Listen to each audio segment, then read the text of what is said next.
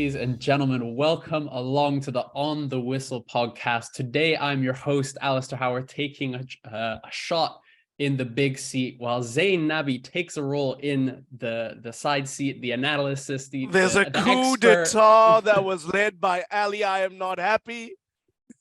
I am not happy. Either way, we've got him on the sidelines now. I tried to get him off the pod completely, but we'll have to make do with him just being one of the guest speakers.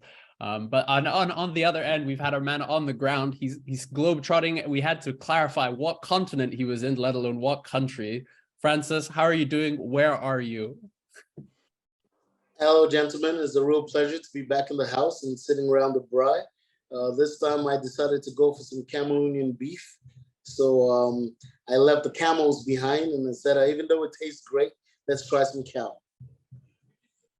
That's my type of diet, Francis. My type of diet. That's a kind of braai we can get behind. Well, I mean, Francis, you know, we're coming off the back of this amazing result and performance from our North African brothers, Morocco, who've made it to the quarterfinals. It's a real shame that Courtney isn't here, because let me tell you, he would be insufferable, because Courtney has been beating the drum of Morocco before this tournament. He said that they were going to get the furthest of any African team, and they have. And, you know, it was a brilliant performance. The pure gall of Achraf Hakimi to take that penalty in that final penalty just to send them home, that kind of almost push gas type attempt, was just incredible. But, you know, for those of us who've been watching African football, for those of us who've been watching Moroccan football, you know, this isn't a huge surprise. The narrative, particularly listening and watching analysts here in the UK, has been this huge shock that they don't deserve it, that they've spoiled the party, that they've just defended. But for those of us, you know, who have been familiar with, you know, say Walid Regragui and his work with Wydad, we know what a good team this is. But no matter how good a team is, you are only ever as good as your fans. And the Moroccan fans have been terrific. You know, we spoke in our preview with Maher Mazahi. Go back and listen to it about Morocco. And he said, this is going to be a home tournament for Morocco and Tunisia. And Francis, you've been on the ground. You've been in Qatar. You've been in Doha. Is that true? What was it like? Did you see many Moroccans around? Oh, so many. And I think what's most interesting about it is that, yes, it's a great victory for Africa. It's a fantastic victory for Morocco. 14 years in the making. They had a roadmap for their football that they set out many years ago. And it's only the ignorant or those who have chosen not to pay attention to what they've been trying to do with their domestic game, with their international football, the vision that they have that has been executed to date. But these fans, and even I must add, we might put a slant or a little touch on the African appendix, is the fact that even the Qataris also made it a point to speak about the Arab World Cup. They have a sense of belonging, the way the Moroccan team has been embraced in that region by the people of the region, by the Qataris, by people flying in out of the UAE, by the Saudis even, and of course the Africans, where to a great extent we have been witnessing the progress in Moroccan football over the years. We've seen it in the AFCON repeatedly. We've seen their progress in the Champions League with what they've been able to do, even this year in particular. Or when I say this year, I mean the most recent Champions League. So this is not a surprise to those of us who've been watching the Moroccan game and seeing its impact on continental football and their ambition for the global game. It's a joy to see. I know Courtney would have been ecstatic, or is ecstatic, just isn't present to share with us the ecstasy that he feels. But you as well, Ali, were one of the people who also championed this Moroccan team. I know some of us spoke from the heart, and we just wanted to see the African teams do well. And I think the African teams have done better than many expected. And Morocco was always going to be that team that was going to lead us, I think, as a continent, because of just how far along the line they are with the development of their game, the technical staff that they have around. This is not an accident. It is a plan. The style of play is not to destroy the game. It's a system. And when it happens with European nations or European clubs, we give the technical staff a lot of credit for it. And I think in this moment, this pod has always respected what is being done in Morocco. And it's a real exhibition for the rest of the world to begin to appreciate the mental input that has gone into it, the technical nuance that has come in to bring to the fore a group of very talented individuals who, at their core, play as a team. They don't have egos, they don't do the individual, they play collective football. They defend as one, they attack as one, but they're very good and well trained in this system of football. And we have to applaud. I have to come in there, Francis, because one of the beauties of sitting around the braai with you, and I've learned this, is you respect the house. So I want to pay my respect to the Moroccan Federation for everything you've said. Alasdair, you were in the women's AFCON earlier this year. You saw the Moroccan team perform brilliantly. You saw them reach the final. We saw a symbolic passing of the torch. Pitso Mosimane has been the coach who has set the benchmark in Africa, along with Algeria's Jemal Belmadi. That was until earlier this year when Walid Regragui rose to the occasion and he symbolically, with Wydad Casablanca, beat Pitso's mighty Al Ahly 2-0 in the CAF Champions League final. And we thought, wow, excuse me as I clear my throat, but wow, let's do a pregnant pause. This guy is going to be the future of African football. He could never have envisioned the success he's had at this World Cup so quickly and so well. That's why we respect the house. They're champions in Africa with Regragui as the coach. Their women have made the final, and they're a team who are performing outstandingly, brilliantly at the World Cup. We like that the Arabs can celebrate this because we know North Africa has those links by geography. We also know that sometimes they have proximity to Europe or Southern Europe, but they are ours. We are African. They play in our competitions. Iron sharpens iron. And without Pitso, there's no Regragui because there's no mountain to climb. There's no Goliath to slay. But we give the respect to the house. And that's why we're all celebrating this. From Cape Town to Cairo to Casablanca to Yaoundé to Morden. The African outpost of Morden. And I think it's really interesting what you said about the changing of the guard, because what's really interesting about Regragui is that him and Pitso were the first of coaches in Africa to do the CAF licensing coaching. It's the first time CAF ever actually offered coaching courses of its own and a full licensing process. So the likes of, Rigobert Song, Aliou Cisse, they've had to get their UEFA badges. And I think Regragui also had his UEFA badges, but him and Pitso, and I think there was Pitso, one other sub-Saharan, I can't remember, was Florent Ibenge, who's obviously done very well as well from Congo, but the rest was about 20 or so Moroccan coaches who got the CAF coaching course because it was hosted in Morocco.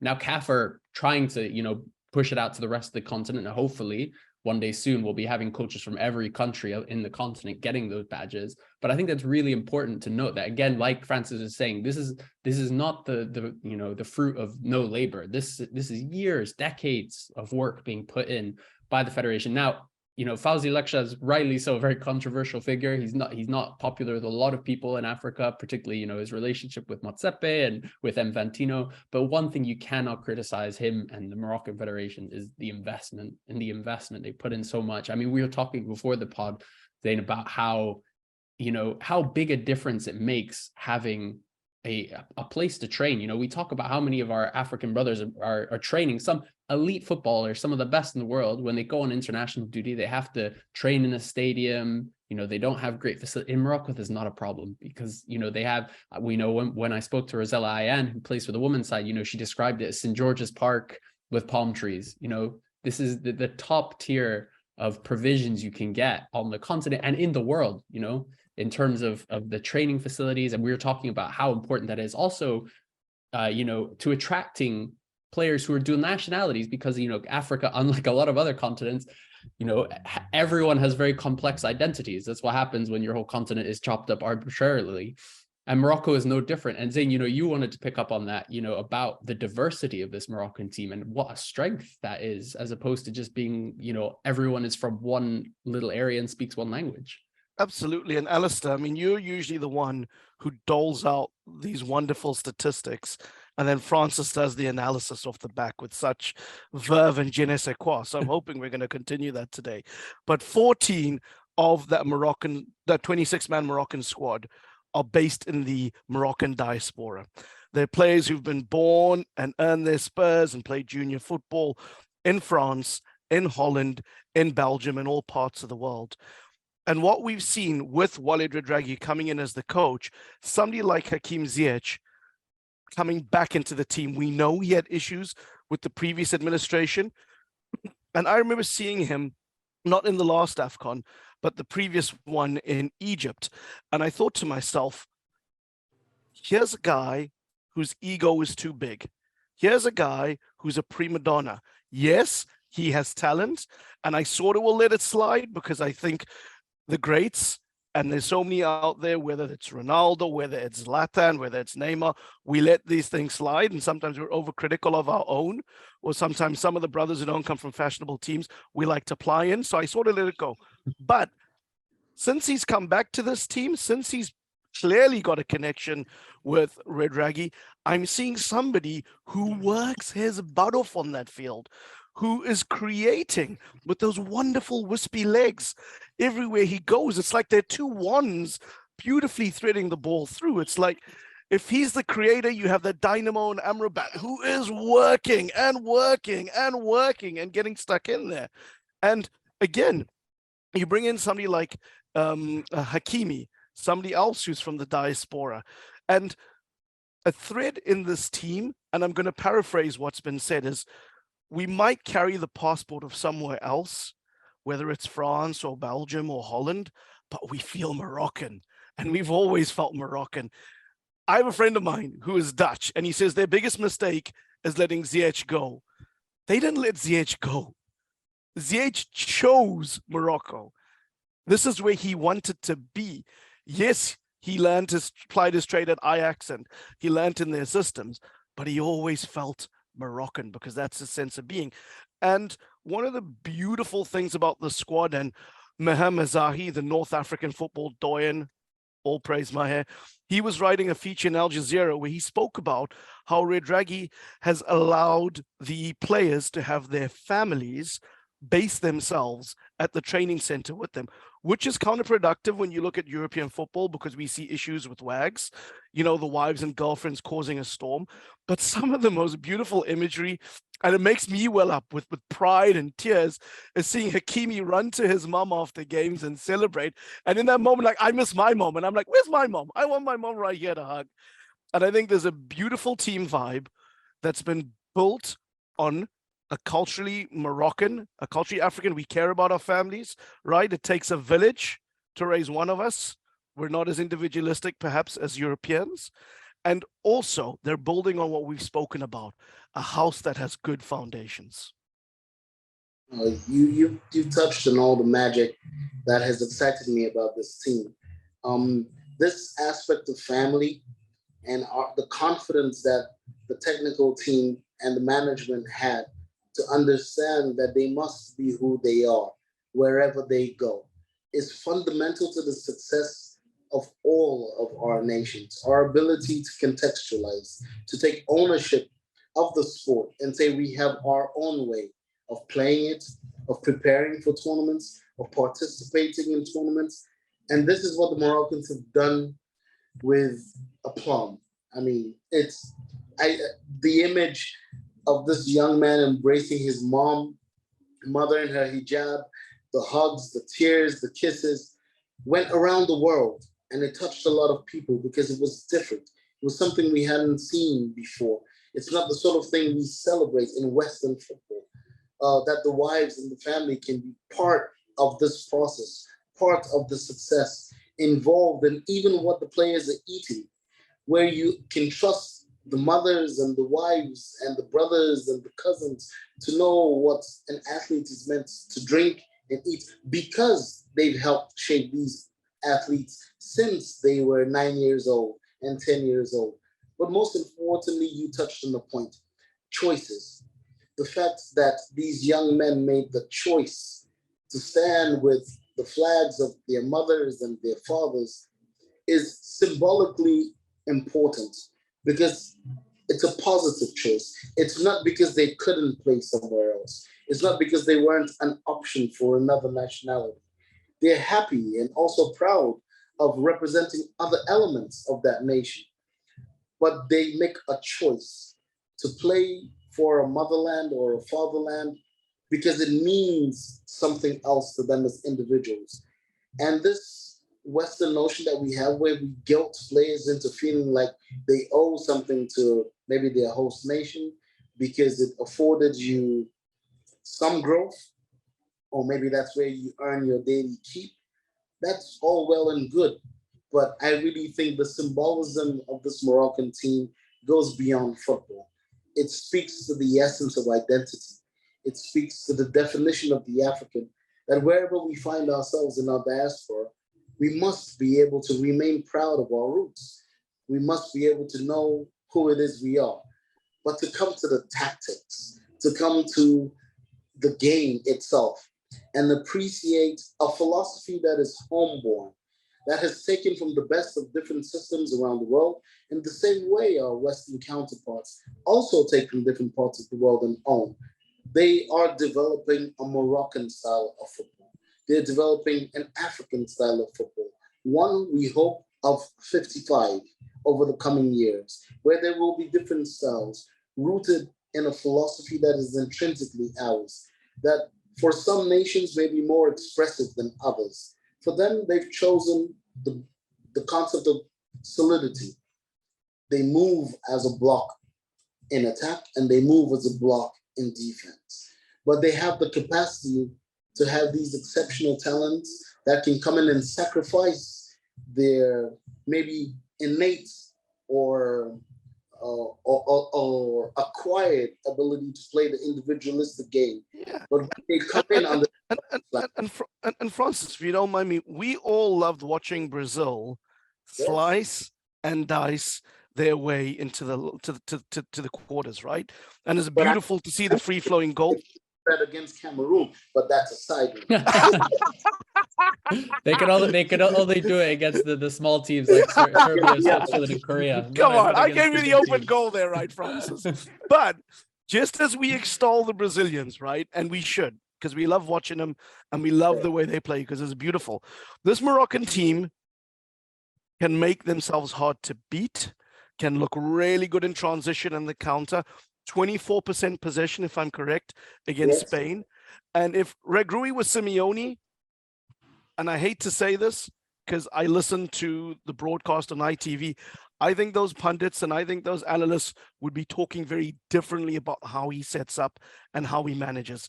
Yes, they got to a space where they were giving him credit, and I'm not going to name names, but there was a times when I was listening going, this is a little lazy. This is a very smart man who knows what he's doing. He's making them hard to beat, and they'll hit you on the counter attack and they'll create. They know what they're good at doing.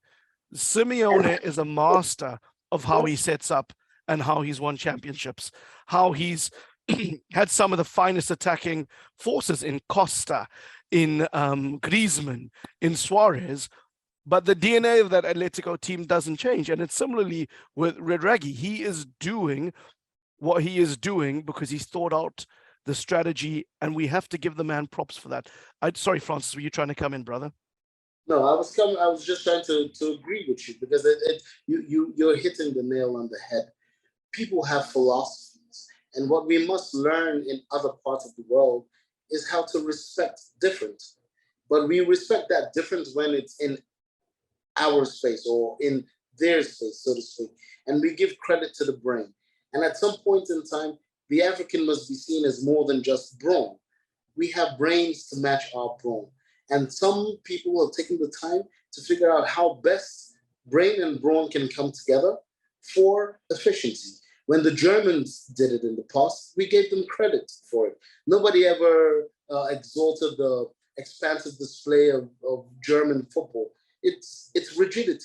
how solid they were, their ability to be compact and to hit you on the break. But most importantly, their ability to do the hardest part of the game, which is to absorb pressure. And this you don't just acquire par chance. You train and you prepare for it. And this was exhibited in the penalty shootout. This was mental strength.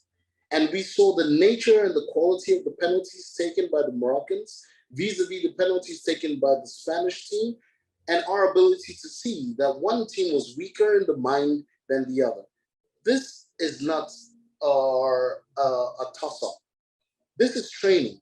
This is the cherry on top of a very, very delicious compound pound cake with icing, with loads of cherries on it, but very delicious to taste. And right now I can't help but gloat because there are many friends of ours, personal and professional, who refuse to see philosophy in what it is that we do. They put a lot down to chance and opportunism. But I think this Moroccan team has shown through this tournament that there is a philosophy at play. And this philosophy is bearing fruit. Absolutely. Francis, you're just making me hungry out here. I want to go eat my dinner now. We want to keep it short. So I'll keep it to this last point. I'll throw it to you, Francis. Something that struck me about this team is something that ever since I've met you, and you've always said on this podcast, and I'll be honest, I'll have to put up my hand up and say I've been naive and doubtful, but you've always talked about mentality.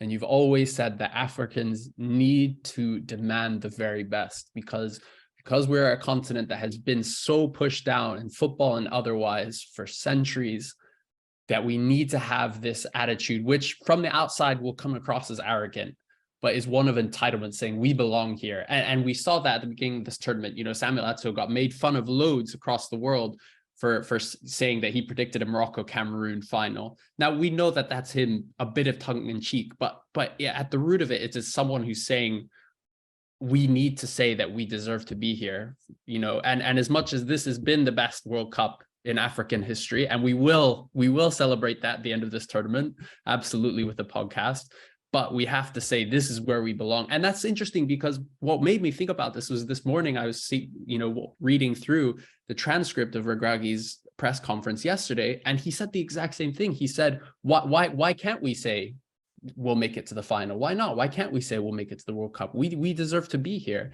And that's something, like you said, in the penalties that came across, that kind of, the arrogance of Hakimi to score that penalty, that comes from someone who believes they're the best, to believe they deserve to be there. And that just must be a joy for you, Francis, to see a country putting that energy and that mentality where you've been crying out for so long, and now I'm seeing the fruits of that. I genuinely believe that at the heart of the success of our continent is belief in self. We must be able to look in the mirror and like what looks back at us. Because for very long, we've not been even allowed to have a mirror. We've been told what we look like, who we are, who we are supposed to be. And we've kind of caved into those definitions and filled those slots. But now you have a new generation of African leadership being exemplified in sport, but also in music and culture and beyond, whether it's film and entertainment. I genuinely believe there is something coming together with a new breed of leadership, like the Samuel Eto'os, like the leaders and the leadership in general in Morocco, like even with the leadership, dare I say, in Senegal, in the Aliou Cissés. They're believed to be able to stick by a manager through 8 years, moving into the 9th, and coming out of a World Cup, and you're not having a conversation immediately about he needs to be sacked because we need to get some French coach in who could take us to another level. They will be given the opportunity to learn the lessons that they need to learn and know that they can take ownership of their victories and their defeats, but believe that you deserve to be a part of it. And culturally speaking, looking at exactly like what we're doing, even with this sport, it's that ability for us to say, on the whistle, we can speak for us, we can speak to us, we can speak with us, about us, as opposed to waiting always to be fed half-truths or opinions about who we are, and we take them as gospel truth. For a generation before this, it was the way things were done. And I believe this is just a catalytic moment. It's a moment, I want to believe it is. It's a moment we must build on, where we come away believing more in our successes. Because even if we look at the success of Cameroon in 1990, there's a part of us where there's a taint in it, because our leadership is still a Russian coach. So they could take some credit for it. In this moment, 5 African teams turned up at a World Cup with 5 African coaches and have had the best results Africa has ever had at the World Cup. There is a lesson we must take from that. And that is, we must believe in ourselves, believe that we too, just like in England, who have only won the World Cup once in 1966, can turn up at every tournament and say it's coming home, and believe that they have a right to win it. And when they don't kill themselves. They go again. That's all Eto'o was doing. He was also saying, we can go with belief that we can. And if one of 2 of the teams he projected to be in the finals make it there, then we can believe the next time around, it just may work out. And then there'll be 9 of us in the North American World Cup. Greater chance for us to do greater surprises for those who don't see us coming. I know that Francis has so summed that up beautifully. But my good friend Darren Lewis, who's the assistant editor at the Mirror and a contributor at CNN, and something we always talk about, Francis, and I know you guys know Darren as well. He's just, omnipotent. But Criminal man. ubiquitous, that's maybe the word I'm looking for. But he's always said this about Black and brown people. They want our bodies, but not our minds. And what we are seeing at this tournament is our minds and bodies combined together can do some magical things. Ali, you're an African, so I understand how you get this. I want your mind and I need your body for this pod. I'm glad I'm needed for that, at least. I mean, that's poetry, Zayn. That's poetry. I didn't know you had it in you to be writing this kind of beautiful poetry. I mean, thank you so much, gentlemen. I cannot wait to debrief further on this World Cup after we've done another 2 or 3 podcasts for every time Morocco gets into the next round, celebrating our North African brothers. But if you've enjoyed what you listened to and you want to hear Francis and Zayn and as well as Courtney, our best ranter in the podcast, have a go at talking about the pros and cons of this World Cup and how our African brothers have done us proud in Qatar, then give us a follow, give us a listen. You find us on Twitter at OTW_podcast, as well as on Instagram and on Facebook and on YouTube. Just search On the Whistle Podcast. Zayn, Francis, it's been a pleasure sitting around the braai with both of you. Thank you so much, and go and enjoy this. What hopefully should be a good game between Portugal and Switzerland. Come on, Morocco!